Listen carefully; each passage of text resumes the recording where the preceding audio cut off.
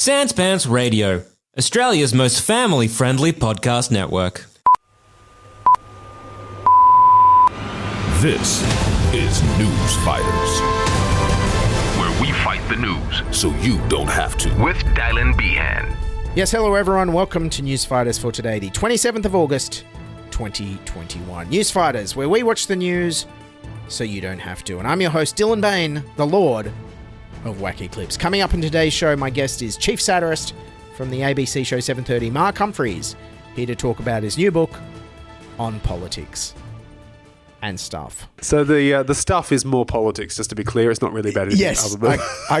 I picked that up. I was going to say, what is the stuff in on politics and stuff? Because it's all politics. Yeah. So right now, as I record this, Sydney is entering its third month of lockdown as the third Delta wave of the COVID-19 pandemic here in Australia is turning out to be the biggest yet in terms of daily case numbers. So I figured now might be a good time to take a week off from all the depressing Delta pandemic news and maybe look at some of the hilarious post-political vanity projects from some of our ex-politicians. And of course, I'm talking about podcasts. Yes, it's hard to believe that after their careers fizzle, these white middle-aged men would embark on making indulgent, pointless podcasts that nobody wants to listen to. Who on earth would waste their time doing that? This month, former Australian Prime Minister and world-famous onion eater Tony Abbott launched his own podcast with the right-wing think tank, the Institute of Public Affairs, called Australia's Heartland with Tony Abbott. And I'll be honest, the theme music made me want to shirt front whoever's responsible. Australia's Heartland with Tony Abbott is your voice. Each week, Tony and I discuss mainstream Australian values, the future of the Australian way of life, family, community, and Australian culture. Yes, and nothing says Australian culture more than banjo music that sounds like the theme from the Beverly Hillbillies. Yeehaw! I get the feeling the impetus for Tony Abbott launching his podcast was probably that his former colleague and former Liberal Party Education and Defence Minister Christopher Pyne launched one back in 2019. Now, if you haven't heard of Christopher Pyne, he was a gaffe machine while he was in Parliament, like famously this time when he was Education Minister. You're the one who made it very clear yesterday. You made it very clear yesterday. And I've dealt with it. That you had to get the reform bill through, otherwise the 1,700 positions would go. I'm a fixer. How did you fix it? I fixed it by funding it in another way, which you'll find out in the budget. Why can't you tell us? I want it to be a surprise for you. All right. I've cleared it away. And we'll find out how later on. I fixed it. Yes, and I know that seemed awkward at the time, but now just claiming you fixed everything when you obviously haven't is basically the official communication strategy of our Prime Minister. So we have the plan. We are making great progress to achieve the goals of that plan. The vaccination rates are hitting their marks now. We've had our challenges, but we've overcome them. We've overcome the difficulties of the vaccination program, putting in General Fruin at the beginning of June, have really helped turn that around. So anyways, Christopher Pyne retired from politics in 2019 after spending 26 years in Parliament, leading Prime Minister Scott Morrison to say this. I mean, Christopher Pyne has spent more time in this place than he's been on the planet. Scott Morrison there accidentally confirming alien life forms do indeed walk among us. And of course, they live in Adelaide. Christopher Pyne is also well known for poking fun at his own upper-class upbringing in Adelaide, like in his farewell speech to Parliament. Mr. Speaker, I've had a fortunate life. I don't have a log cabin story like so many people in this place. Although I once did have to get my own lemon for a gin and tonic, which I'm... That's funny, because Liberal politicians are all upper-class toffs who believe they're born to rule and are used to having servants. Hilarious. So from politics, Pyne jumped into the new media landscape, launching his podcast PYNE TIME in 2019. He's traded in the green benches of Parliament House for the voice booth, putting together his very own podcast. And when Southern Cross Oz Stereo asked me to do a podcast, well, first I had to look up what they were, of course, because I thought podcasting was like shelling peas. Yes, so great to hear Oz Stereo giving a podcast to someone who didn't even know what a podcast was. Mind you, this isn't uncommon in the Australian media landscape. I hear that Nick Giannopoulos got the offer to make The Wog Boy without ever having seen a movie before. It was also surprising that Christopher Pyne got offered a job in new media. I mean, he's not known for being tech savvy. I mean, we all remember that he couldn't keep his Twitter account secure. A homosexual pornographic video was accessed and liked by Christopher Pyne's official Twitter account early this morning. Did you like the gay porn? Well, Carl, obviously it's very annoying that my Twitter account was hacked on Thursday morning at 2 a.m. Yes, in fact, he's so non-tech savvy, he admitted on the podcast he doesn't even know how to use an iPad. You know, like a toddler can. I had an iPad once. Did you? I never turned it on. Oh. They gave it to me. The defence. They gave it to you. One of the government departments gave it to me and said, "This is your iPad, Minister, and you're going to be sent all of your cabinet documents on this iPad." And so you need to put your password in, and this is it, and it's all very secure. Yeah. And I gave it to my one of my advisors and said, "This is the iPad with all the cabinet documents on it, and I don't intend to use it at all. Yeah.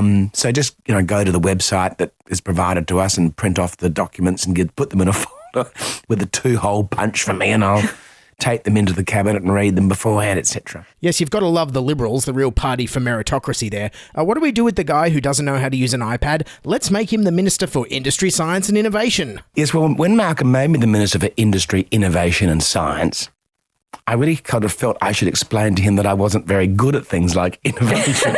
That's my thing. Anyways, PYNE Time has gone for 2 seasons and he's made 20 excruciating episodes. And if you're wondering what kind of an idiot would torture themselves by listening to all 20 episodes, well, you're looking at him right here. What do you think I do on my weeks off? Lie on the beach? No, I'm wacky clip hunting. Now, unlike the Tony Abbott podcast, this one is actually hosted by Christopher Pyne, and it's a pretty standard interview show in that he has on his high-profile friends to have a chat. You know, people like Scott Morrison, Anthony Albanese, Annabelle Crabb, Peter Hellier, Waleed Ali, people like that. One of the most high-profile guests was former Prime Minister Malcolm Turnbull, who came on PYNE Time, I think just so Christopher Pyne could hit him up for some free holiday accommodation. Do you still have an apartment in New York? We do, yeah. We have it on lovely. the Upper West Side. Yeah. I have to look forward to staying there one day.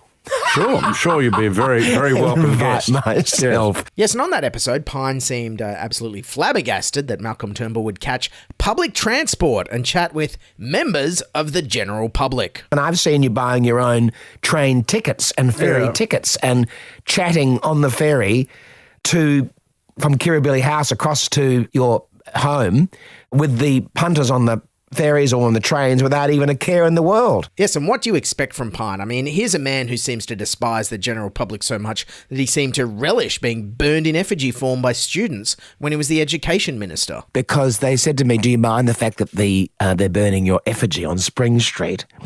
And I said, "Look, I wouldn't mind so much if they could actually get it alight." I said, "They must be art students because the science students would certainly know that the propellant that they're trying to use is not going to light that plastic."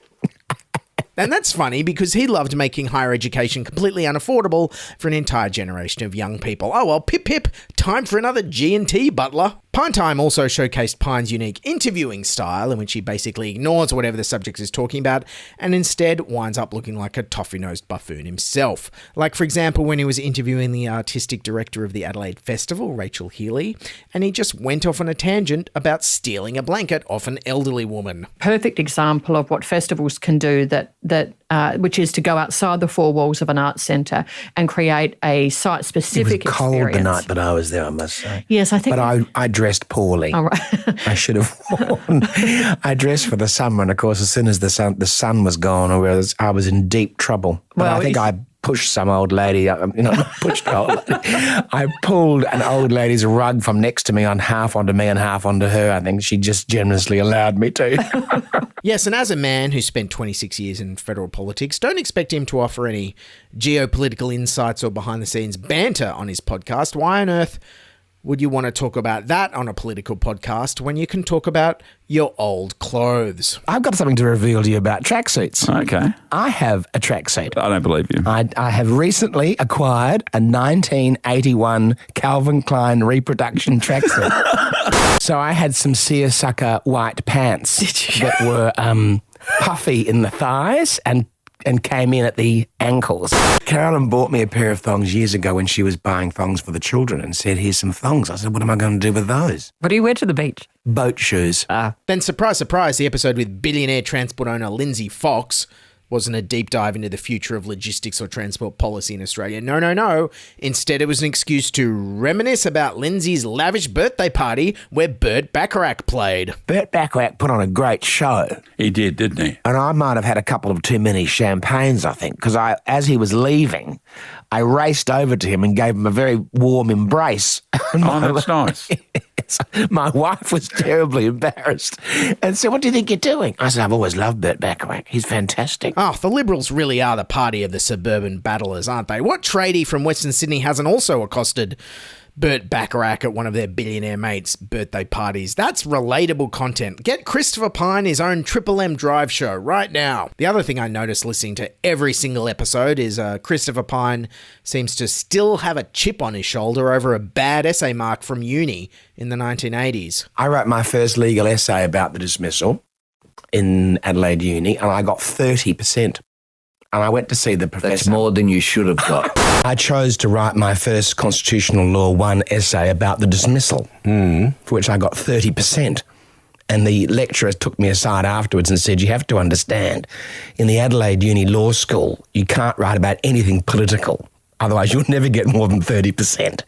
I said, "Really?" They said, "Yes." So I never went near politics again. Yes, and if only he'd never gone near politics again in real life too, then the whole of Australia could have benefited. Pyne also relishes reminding his high-profile guests that he's a published author, but don't expect any insights into the creative process or tips on writing or publishing. No. Pyne is just here to brag about his mediocre sales figures. A Letter to My Children, which sold 3,500 copies, and my most recent book, The Insider, which has now sold over 14,000, according to Hachette. And on its way further. Which is quite a good in Australia for non-fiction. That's absolutely, pretty good. That's excellent. So my book sold about 14,000 copies now. That's good. That is a lot. That's a lot for a politician. Sure, for non-fiction. Yeah, definitely. Bestseller non-fiction's about 4,000 copies. Yes, in many ways, PYNE TIME is a lot like the classic political interview series Frost-Nixon, except if David Frost spent the entire time telling Richard Nixon about his Calvin Klein tracksuits and minuscule book sales figures. Another insight I garnered from the show is, despite his image as a silver spoon-born Adelaide aristocrat, he's actually incredibly cheap, as he refused to even give Gladys Berejiklian a copy of his book. No, I might even sign it for you. That would be lovely. Have you got a copy here? I haven't, sadly. I thought you'd give me something for doing this. Race out. No, you get a warm inner glow. Oh, gosh, okay. It's a warm inner glow. I get something for doing it, though. Yeah, now that's the sound of a satisfied podcast guest if I've ever heard one. Christopher Pyne also admitted to Gladys that he won't even buy a book unless he's in it. In fact, I'd stop at the bookshop in the airports in Canberra and I'd look at the book and think, oh, it's not got me in it, they can get stuffed. No. I'm not even going to buy this book. No. I'm not in it. Speaking of airports and flying, Christopher used his episode with former Senator Amanda Vanstone to lay out his complex and detailed plans on how to hijack an aeroplane. I don't know why they bothered to ban bloody knives and forks on the plane. If I wanted to take over a plane, I could stick a chopstick or something down through their eyeball and pull it out. HB pencil in the eyeball. HB pencil in the eyeball. Or the eardrum, incidentally. That'll work. Grab them by the back of the hair and shove an HB pencil in and go tap, tap. And believe me, they're ready to do what you want. To be fair, killing a person with a pencil is actually taught in schools in South Australia. Anyways, if you haven't picked it up yet, the overarching theme through all 20 episodes of PYNE TIME is that Christopher Pyne loves talking about himself, something not lost on his high-profile guests. You see what's happened here? You've asked me a question, I've answered it, and then you've responded with an anecdote. I know, I'm sorry. Well, that's my style, you see. That's my brilliant interviewing style. See, and now we've got it back to me again. So you can try I don't think we've ever got it away from you yet, to be honest. You can do your best. Is this about me or you? Both of us. Right. When people come on this podcast, do they always spend the entire time talking about you, or do we talk about other people? No, we let them talk about themselves for 20% of the time. Good. Even Christopher Pyne finally seemed to notice that some of his guests were dropping hints. But it's tricky interviewing people, isn't it? Well, it is actually. So, was this podcast as bad as you thought it was going to be? If only Pyne had listened to his own instincts. When I was fantasising about what jobs I might have post-politics, not recently but years ago, and thinking I might actually not be qualified for anything. Yeah, Christopher, you were right. Definitely not hosting a podcast, that's for sure. If only you'd done one of the other jobs you wanted to do. I thought the two jobs that I could do would be an information officer at the airport. Yeah. The second job was being one of those dancers on a cruise ship. Yeah, and at least if you were a dancer on a cruise ship, you wouldn't be subjecting podcast audiences to whatever this is. I had a lovely conversation with a man whose name was Dozer on Kangaroo Island one day. which was humiliating for my children at a barbecue in a sharing shed. And Dozer was a local contractor, and Dozer said, I don't think Dozer was his christened name. And he looked like a dozer, all right? So Dozer said, what sport do you play, mate? But look, all this nonsense I encountered listening to all 20 episodes of PYNE Time has actually inspired me. In fact, I'm announcing that I'm launching my brand new recurring segment, A Whiff of Pyne. Yes, on every episode of Newsfighters from now on, I'm going to be signing off with a hilarious, or at least slightly off-putting, out-of-context clip of Christopher Pyne from his podcast, PYNE Time. Like this one. I think board games teach you a lot. They do. They do. They do. Or this one where he talks about what a great person Pauline Hanson is. In all our personal dealings with Pauline, my personal dealings with Pauline Hanson, she's been more than charming. Or this one where he talks about his great life during lockdown with his wife. She has been very fortunate to have me at home. Where I've been assisting her with a bit of advice about cooking and tidying and what the house should look like and what should go in the garden. She doesn't pay any attention to me, of course, with my advice. A distracting vignette coming to the end of every episode of Newsfighters. So hopefully you stop asking yourself, was this podcast as bad as you thought it was going to be? Okay, now on Newsfighters, joining me is the co-author of the new book On Politics and Stuff with Evan Williams. It's Mark Humphries, who is the ABC 730's in-house satirist. Now, for all our friends listening overseas, Mark, can you describe this role? It's a bit like if Dana Carvey joined the NBC Nightly News or Steve Coogan had a segment on BBC's Newsnight, right? Like, how did this come about? That's a good question, really. I mean, does it exist in other programs? I'm not even sure. It's a very Australian thing. Yeah, right. So it's sort of yes, it is somewhat of an Australian tradition. So there used to be a pair of satirists named John Clark and Brian Dorr who would do a short satirical segment at the end of the week, a sort of mock interview, and that they did that for many years. And but anyway, about I think maybe 10 years or so, they went off and sort of left 7:30 and had their own little program. And so for several years 7:30 has not had satire, and for some reason a couple of years ago they went, let's do that again. And so that my writing partner Evan Williams and I were lucky enough to get the call up, and because we have a background in doing satirical sketches, we've been working together since about 2012, and and so we got that gig, and so once a fortnight, because that's how much the ABC budget can afford, we do a little sketch, I suppose, sort of whatever kind of takes us that particular week. But yes, that's sort of the background of that. And you started in 2018, late 2018. Surely you haven't been short of material. I started Newsfighters in early 2019, and I honestly thought I'd just be making Prime Minister Bill Shorten franking credits jokes around now. We haven't been short of material, have we? No, that's it. That's the thing. I say this all the time, and I try and phrase it very carefully. I am very much in favour of a change of government, not out of some ideological, lefty, whatever.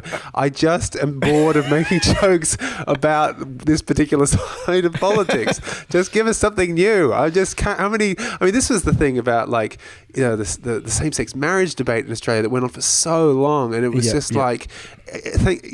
thank God it finished for A, people who wanted to get married, but B, from a selfish perspective, so that I didn't have to keep sending it up. I just got how many more, sketches can I do saying this is ridiculous? Just let them get married. And so, same thing with climate change. That's the one I really just am so.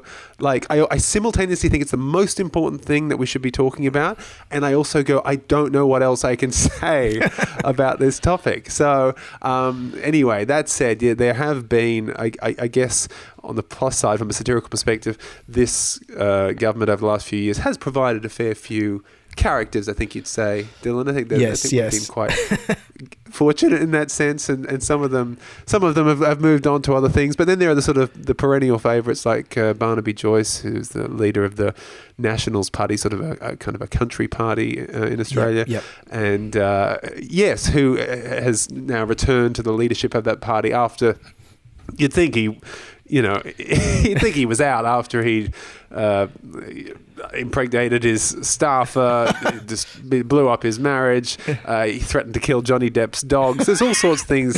If you're not from Australia, go look into Barnaby Joyce. There's a whole rabbit hole to go Now, if Labor does gain power, are you hoping for the same comedy material from future Deputy PM Richard Marles? Now, surely he can. Surely you've got a Richard Marles character in the pipeline. I've got a few clips in the back in a folder where Richard Marles used to host a show on Sky News with Christopher Pyne. Pyne and Marles, yes. Yeah, and this extraordinary thing where you had two members of Parliament from opposite sides of the aisle hosting a show, and I just think that's extraordinary. Firstly, how do they have time? Secondly, they shouldn't have time. How dare they? And then, and also just like, who's the audience for this? I don't know what that. I mean, you could say that about a lot of Sky News programs, but So Richard Marles seems pretty dull on the surface, but these, I think leadership and the responsibility kind of bring something out of these people, not necessarily, for the better. So I'd be keen to see what that looks like. So now onto your book. Now I was looking online, and according to the internet, this is your second book after Data Warehousing Architecture and Implementation from 1999. Yeah. Is that correct, or did I misread that? Let's go with that. Let's go. I've cared a lot about data implementation. Don't ask me anything about it right now. Is it a different Mark Humphries? I think it might be a different Mark Humphries. I'm not sure. It's hard. You don't have a Wikipedia page, I actually discovered as well, which makes it a bit hard to fact check these things. Yes. Yeah. Now there is another Mark Humphries who's got a new book out, which came out last month, called The Spike. And so I've been getting, we've worked out that he gets some of my feedback, I get some of his feedback. So we now sort of know each other and message each other when we've got something to tell the other. But there you go. This could be your Sky News shows, Humphries and Humphries. That's right. Yeah, I love it. But this is my second book, though. Evan and I wrote a book called The Chasers Australia about 5 years. I mean, no, when I say second book, I mean no one's read it. But for the Chaser Australian satirical group, we wrote a book a few years ago, and since no one read that, we thought we'd have another one. Try again. So how did this come about? They have a series called On, and this is on politics and stuff. Did they just they approached you? They thought this was your wheelhouse, obviously.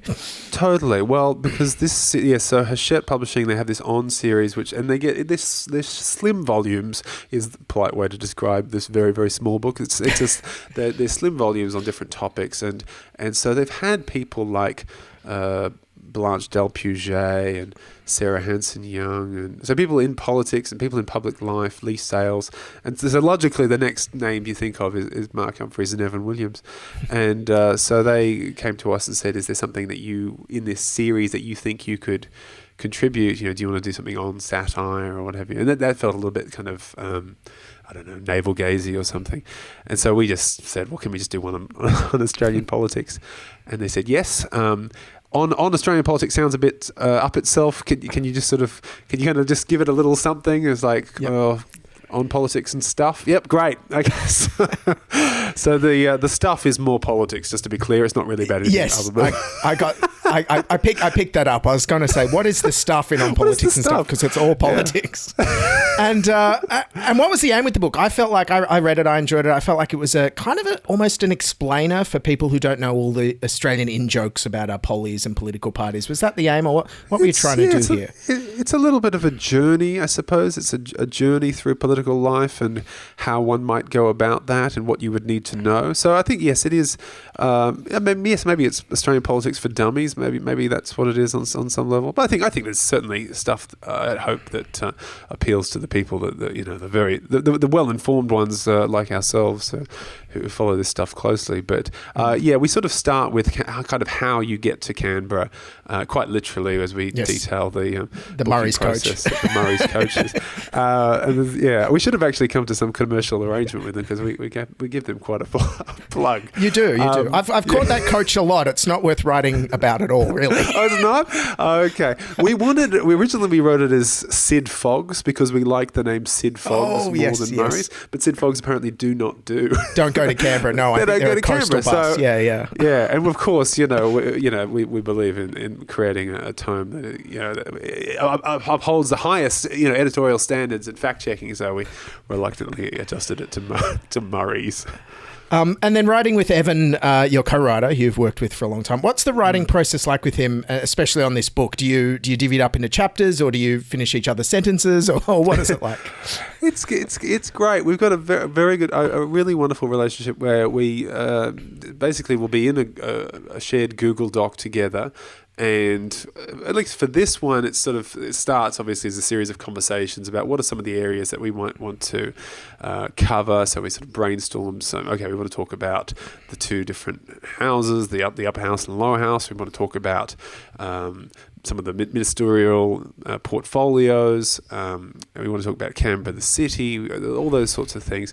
And then from there, it's sort of a kind of free-for-all where we both put on our respective, Spotify soundtracks. So I'm hitting the ABBA pretty hard, and we're kind of writing independently, but we're seeing each other write as we go. And what's nice about that is sometimes I'll see Evan is writing a particular area, and that'll spark me, and so I'll sort of jump on the back of what he's doing, or vice versa. Otherwise, we might be just in separate sections, and then after a couple of hours, we'll just say, okay, do you want to have a chat? And then we'll just read through what we've done, and then that will always just spark more jokes, and so it's quite an enjoyable experience, really. And we rarely have disagreements. If one person doesn't like a joke, that's pretty much a cue for us to go, well, let's ditch it. So there's nothing in there that, I think everything in there has been approved by both of us, I would say. Though if there are any things you don't like, you can address all inquiries to Evan. Yes, absolutely. And it's a very slim read. I managed to knock it over in an afternoon. Is there anything you wish you had more time to expand on, or anything that could become a second volume, perhaps? That's a very good question. I mean, I think, generally we could have done more on sort of the actual policy side of things. I think we didn't. So I think, I guess sort of governing in general as a general idea. I think maybe more to do with the media. We sort of touch on all of these things, but there's certainly room for expansion, but not to the point where we wanted to go and write 40,000 words. So it was just sort of like, we know we can write more than this, but we don't think we can write that much. So or rather, we're just too lazy. We only make a 2-minute sketch once a fortnight. It's really not in our nature to overexert ourselves. Nice. And what's coming up in the future? More book writing, and I guess more 7:30 sketches, I suppose. More 7:30 sketches. What have I got coming up? Yes, that's right. At the end of the year, we'll be touring Australia. So each year I tour with Charles Firth from The Chaser, Jenna Owen and Victoria Zerps from The Feed, and James Schleffel, who is the founder of The Shovel, so all satirists, and we do a live show. And so, pandemic permitting, we'll be coming to all the major cities and some smaller towns at the end of this year. So yeah, looking forward to that, because I really like just that instant response of the crowd, and so that'll be nice to get to be among people again. Yes, assuming that such a thing. We'll see what happens. TBC. Call me again in 6 months. Let's see. Play that clip back to me. How did that work out for you, Mark? Brilliant. All right, the book is On Politics and Stuff by Mark Humphries and Evan Williams, available where all good books are sold, or if you're trying to be COVID safe, available as an ebook, which is if you don't want to leave your house. Thanks again, Mark. Where can people find you online on the socials? At Mark Humphries on Twitter. My Instagram needs a bit of a boost, so at Humphries Mark. Yes. I couldn't get the rights to my own name. So That's Spike Book. That's Spike Book guy. Exactly. Gosh. God damn it. So yeah, hit me up over at Humphries Mark on Instagram. Brilliant. Thanks, Mark. Thanks for making time to be on Newsfighters. Thanks, Dylan. Cheers, mate. So that's Newsfighters for today, the 27th of August 2021. Newsfighters is written, produced and edited by me, Dylan Behan, for Sans Pants Radio. I'm taking a week off, so catch up on some classic Newsfighters episodes by hitting subscribe or follow on YouTube or your podcasting app of choice. To support the show and get monthly bonus episodes, including one that's coming out next week, pay to subscribe on Apple Podcasts or join our Patreon at patreon.com/newsfighters. Or you can buy me a coffee at buymeacoffee.com/newsfighters. Also, we refuse to pay to advertise on Facebook, so sign up for our free Substack newsletter to keep informed at newsfighters.com. Also, follow us on Twitter and Instagram at NewsFightersPod. And a big thank you to Mark Humphries for being on the show. Don't forget to check out his new book on politics and stuff. All right, everyone, don't forget, stay home, get vaxxed, wear a mask, keep fighting, and bye for now. This is Newsfighters, where we fight the news, so you don't have to. So Dozer said, what sport do you play, mate?